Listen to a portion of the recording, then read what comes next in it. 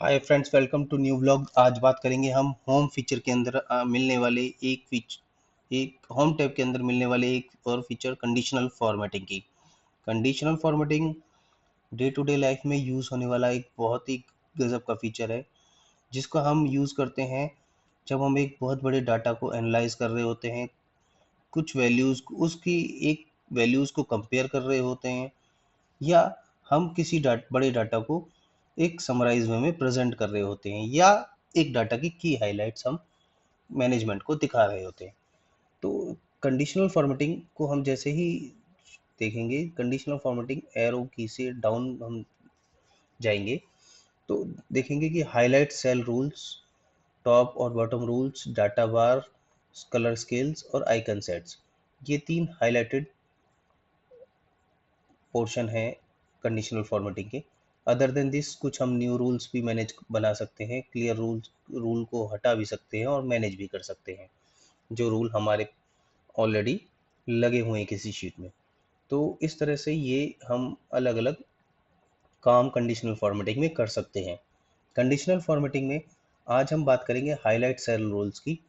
Highlight cell rules के through हम किसी भी डाटा में दिए हुए नंबर, पर्टिकुलर किसी वैल्यू की से ज़्यादा नंबर हाईलाइट कर सकते हैं, उस पर्टिकुलर नंबर या किसी और पर्टिकुलर नंबर से कम नंबर की या कम वैल्यू हाईलाइट कर सकते हैं, उस किसी रेंज के बिटवीन पढ़ने वाले नंबर्स को हाईलाइट कर सकते हैं, और हाईलाइट कर सकते हैं कि पर्टिकुलर कुछ नंबर या वैल्यूज़ को।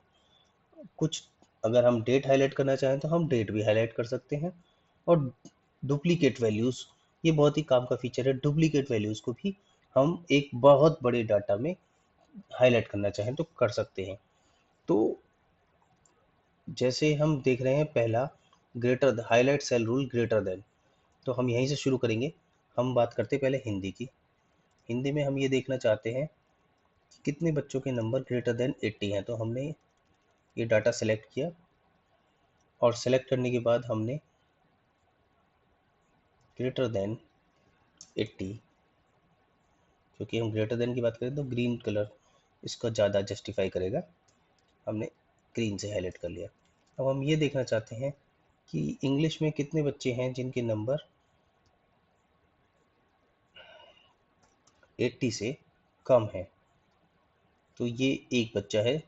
उसके बाद हम ये देखना चाहते हैं मैथ्स में कितने बच्चों के नंबर 80 से 85 के बीच में है। तो हम यूज़ करेंगे बिटवीन 80 टू 85। इसको हम करेंगे येलो से हाईलाइट।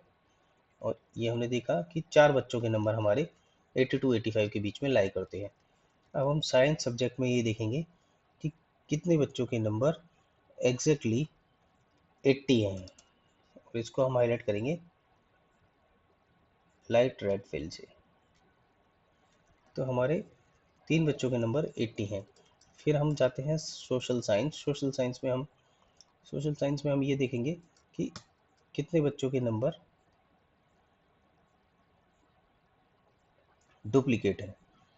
तो हम यहाँ पे डुप्लीकेट लगाया, देखिए चार पांच बच्चों के नंबर डुप्लीकेट हैं, तीन बच्चों के नंबर 80 हैं और दो बच्चों के नंबर 81 हैं। इसके बाद अगर हम देखें डेट का फॉर्मेट है, तो डेट के फॉर्मेट में हम ये देखना चाहें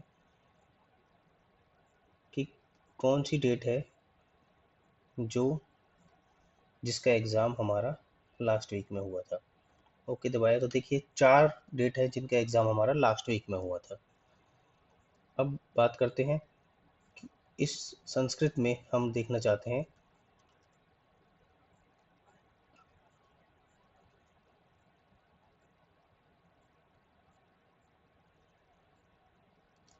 सॉरी संस्कृत की जगह हम लेते हैं टेक्स्ट दैट कंटेंट की बात करेंगे। ये जो हमारे बच्चों की नंबर लिस्ट है, ऐसे कितने बच्चे हैं जिसका नाम की शुरुआत या अंत ए एन से होता है।